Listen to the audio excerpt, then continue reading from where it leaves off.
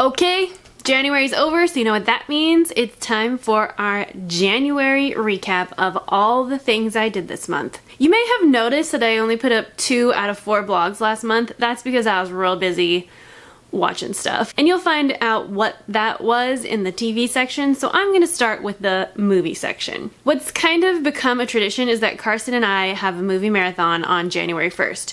That's why this month is really movie heavy, because I watched like 5 movies January 1st. Starting with, very first movie I watched of the year was Emma. This is not streaming. We had to watch it on Vudu through Carson's account. So it's just another retelling of this story, and I thought it was really well done. Visually, like, this place is awesome that they film at, and I would love to go there if it really exists. Everybody in it was great. It was a little quirky, but very fun. Then, of course, we had to watch Wonder Woman.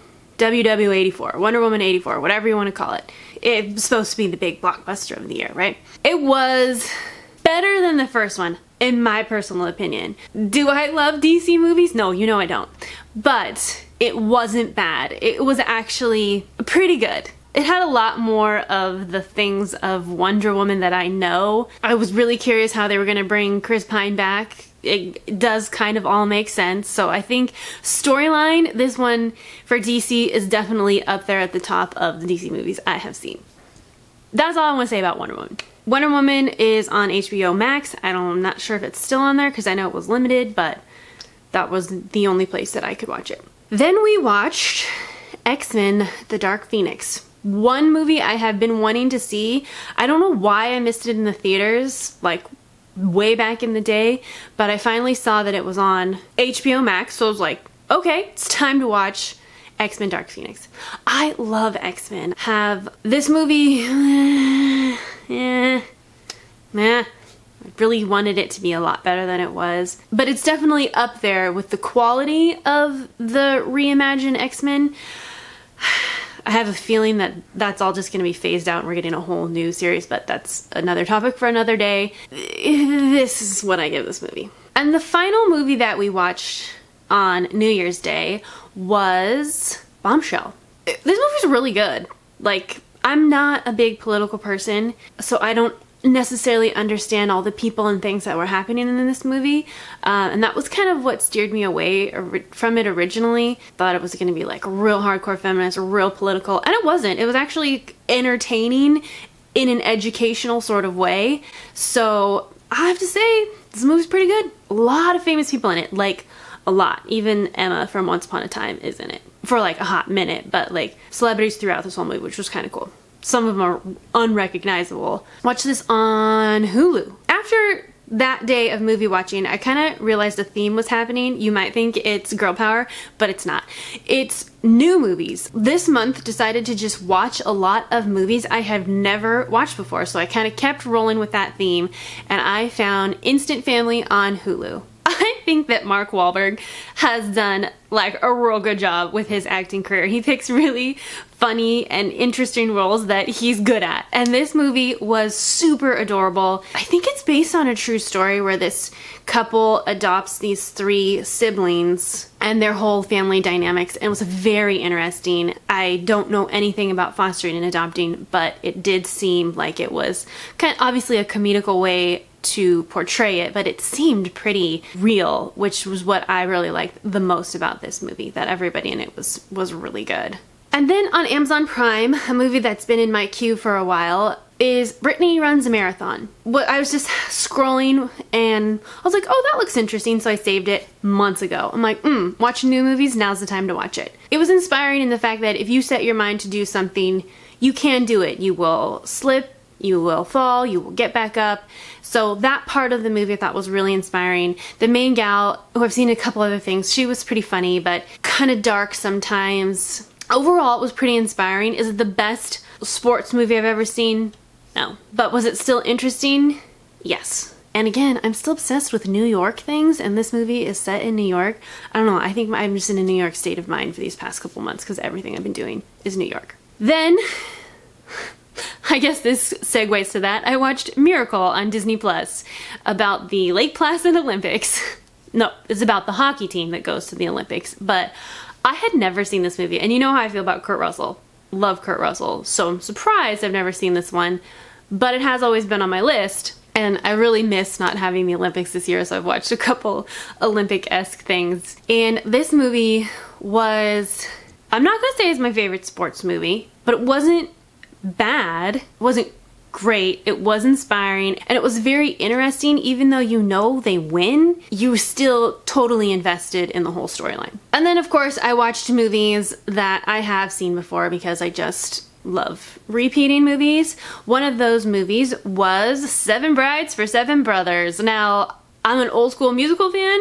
This is old school musical. You would never, ever, ever get away with this movie these days, but it's really funny now. It's one of my favorite musicals. I can't tell you why, it just is. And I watched She's Out of My League. This is a rom-com that I've just always kind of liked and hadn't watched in a while. If you haven't seen this one and you like rom-coms, watch it. I promise you won't be disappointed. It's funny, it's sweet, it's got those twists and turns, happily ever after. So, She's Out of My League. Then I had two kind of marathon-esque movies. I watched Saving Mr. Banks and Mary Poppins Returns. Saving Mr. Banks is just one of those so good movies. Like, it's just a good movie. The story's good, the actors are good. As a Disney fan and Mary Poppins fan, I just love this movie. And Mary Poppins Returns, I don't care what anybody says, I feel Mary Poppins Returns is just as good as Mary Poppins. I adore this movie. I think it's so fun and I love all the music from it. I was also going to watch Mary Poppins, but I didn't get to it by the end of the month. So I had 2 out of 3 of my Mary Poppins marathon. My other marathon was Jurassic World. I watched Jurassic World because it was on TV and I was like, no, I want to watch it from the beginning. So I put it in, watched it, and I forgot how good it is. Like, it's on the same level as Jurassic Park 1. Like, these two movies I feel are very equal, and I just love how it gives such nods to the original Jurassic Park, and I love Chris Pratt, and the dinosaurs are just enough scary, and just a movie where the T-Rex saves the day is... I love Jurassic World. Jurassic World Fallen Kingdom, however, which I also watched, not one of my favorite Jurassic Park movies. It's terrifying, and I forgot how terrifying it is, and I'm watching them just like... Especially the end when all the like dinosaurs get, spoiler alert, when all the dinosaurs get released into like the United States, it's terrifying. And it was kind of hard to sleep that night thinking that some random dinosaur would just cross my window. Still a very good, well done movie, just a little too scary for my taste. And I think that's it for movies. Let's see how many that was. I did forget one movie. I forgot my second Monday of the month movie night movie, Anastasia, I watched on Disney+. I will forever stand by the fact that Anastasia is not a Disney movie. Yes, Disney owns it. Yes, it's on Disney+, but like, it's not made by Disney. Disney just owns it now. Anyways, always loved this movie. Always has been my favorite non-Disney movie when I was a kid. And I think it still holds up because the music is just so classic and it just reminds me of my childhood. I will forever love this movie, Disney or not. And that brings my total to 14 movies for January. It's not as bad as I thought it was going to be. Probably because I spent my whole month watching TV. So let's roll into TV shows. I have a confession. I am addicted to Arrow. I have to lead with the show that I watch pretty much the whole month. I watched 3 seasons. And to be completely real with you, almost 4. I'm only like 3 episodes away of finishing season 4. I watched season 1, 2, and 3 of Arrow. This rolls into my, I'm gonna watch things I've never watched before, and always wanted to, because I have always wanted to watch Arrow, but just the thought of there being 8 seasons is super intimidating. However, since I watched half the series in 1 month, should tell you how much I love it. I adore all of the DC shows on the CW, and I've seen him and other characters in my crossovers, so I know a lot of what's gonna happen, but it almost helps me prepare for what's gonna happen and appreciate it and love it so much more. And I am loving these characters and this show and kicking myself for not watching it when it originally aired, because I would love to experience all of the shows together as is, because sometimes I have to go back and find a Flash episode where there's a crossover. It's just kind of confusing, but I am obsessed with DC on CW. My heart will always belong to Barry Allen, aka The Flash. However, Oliver Queen comes in a close second. And I do wish I was Felicity in a lot of the episodes, just because she's so smart and so fun, and her boyfriend is Oliver Queen. Spoiler for some of it, most of it, not all of it. Anyways, The Arrow has consumed my whole month of January, and I can guarantee you it will in February as well, because I am addicted. You can ask my mom. I did watch other shows too, though. I'm continuing with Gossip Girl, so I have season 3 and 4. I have finished, rolling on to season 5, getting real close to the end of that series. Started a brand new show, The Queen's Gambit. Don't know if this is going to be a reoccurring series or not, but real good. Like, it's really fascinating and really good. And normally, when I watch shows and movies and stuff, I always want to be what they are. Like, if they're a book writer, I want to write a book. So you would think that this show would make me want to play chess. No.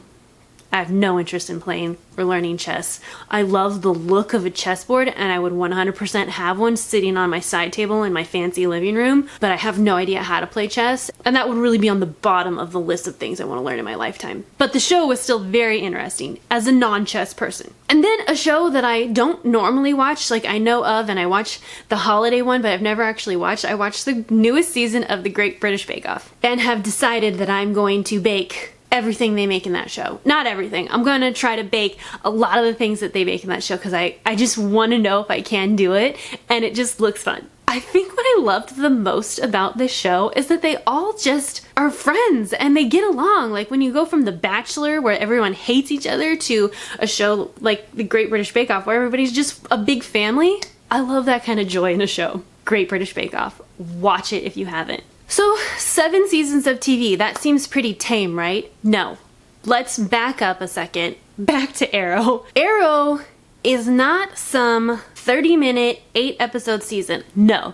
This is a full 45 minutes, 22 episodes per season. This is no joke. So 7 might not seem like a lot, but you need to factor in the amount of episodes that are in Arrow, and Gossip Girl too. Moving on to non-TV movie things I did. I built 2 Lego sets. One I am extremely proud of, because it was no small feat. I built the entire Diagon Alley. Now, this is by far the largest Lego set I have ever built in my Lego building career, but worth every brick. It's so stinking cute, front and back, that I had to literally rearrange my living room to be able to display the front and the back. Took me a whole week, but so worth it. I love it so much. The second set I built was this Quidditch field to go with my Hogwarts castle. Also got that one for Christmas. Thank you, Andrew. So that was a lot of Lego building this month too. And then I did one puzzle, this Little Mermaid puzzle that I got for Christmas. Santa did real well this year with my Christmas gifts, so I built this one. And that's kind of it for activities, because like I said, I spent my whole month watching Arrow. So yeah. That was January. I am going back to work full time next month, so probably won't get as much TV or movies, but let's be real, probably will. I'll make time for it. So until then, I'm Aubrey. I make new videos every Thursday, so make sure you subscribe and follow me on all my social media, and I will see you guys next week.